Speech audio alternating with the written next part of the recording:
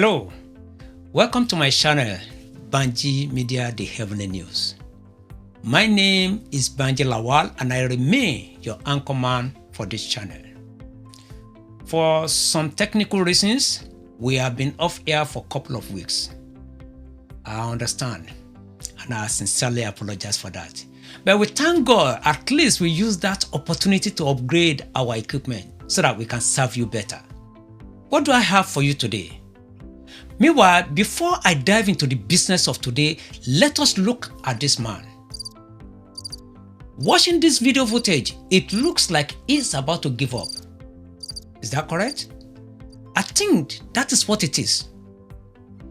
Anyway, he can go ahead and quit, but help me tell him to watch this video first. What do you do if you find yourself on the ground? A story was told of a young man.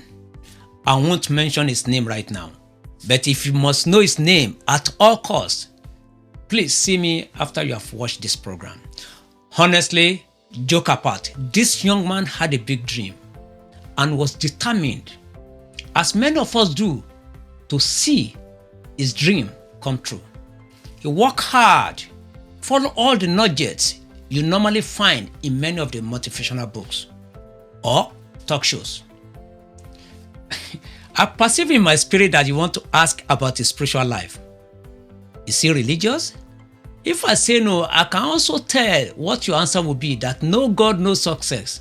That may be true, but this young chap is spiritual too. At least I know that he has some spiritual understanding of how to succeed in God, even in the face of devil's attack, as it was in the case of Job.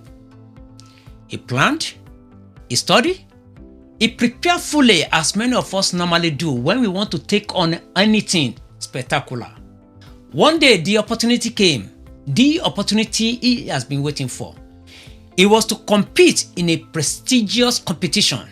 He was eager to prove himself and to use the opportunity to scale another height in life. Honestly, this guy is more than capable to win the competition. Despite that, he gave it what it takes to win. He practiced, he read books, he even fasted and prayed. Unfortunately, this young man did not win the competition and was devastated. Don't pretend as if you don't know what I'm talking about. We all have been there before. Our expectation is so high, and we thought to ourselves that no matter what, the trophy must be ours. But alas, we were disappointed. This is the situation this young man found himself, and it was so disheartening and devastated for him that he thought to himself that it doesn't worth it. He saw himself like a failure and was ready to throw in the towel. Go ahead and quit. But wait a minute, before you do that, watch this program to the end. In our lives, at times things don't go the way we want. And when things don't go as we expected, we are totally disappointed, and even some of us can quickly conclude that there is no God, which to some extent could be justified. Okay, how do you explain it that someone who claimed to know God and prepare well should suffer such a devastating defeat? Probably that's the reason why the Deuteronomy 29:29 says, "The secret things belong unto the Lord our God, but those things which are revealed belong unto us and to our children forever, that we may do all the word of his law." Probably there's a missing link somewhere. Let us think about that. Michael Faraday, the father of electricity, whose invention brought light into our various homes, failed 1,000 times. That's what the story says. What were those missing links that took him 1,000 times to figure out? Honestly, there is answer to every question.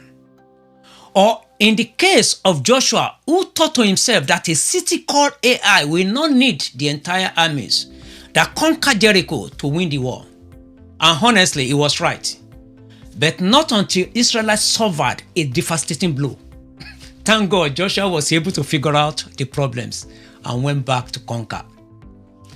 Moses, the most powerful man of God ever lived, experienced defeat and rejection 8 times from ordinary Pharaoh.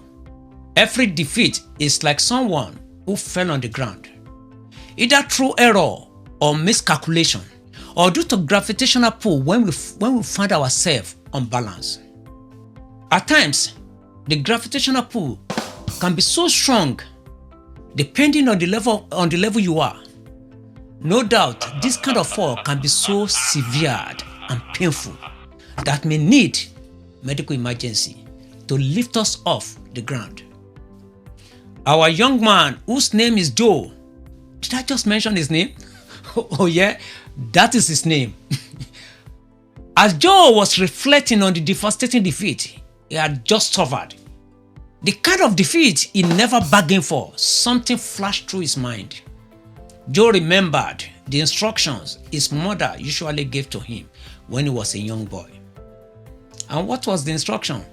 The mother always tell him, defeat is not an end, but a beginning to a greater achievement.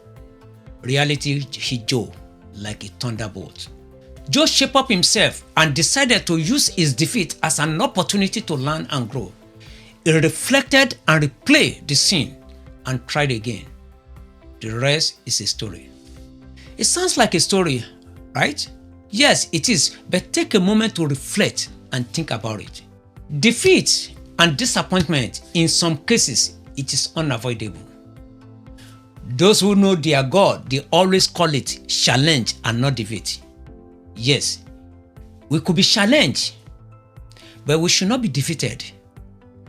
These challenges could be in our studies, our relationships, our careers, our friends, but it is important to remember that defeat is not an end but a starting point.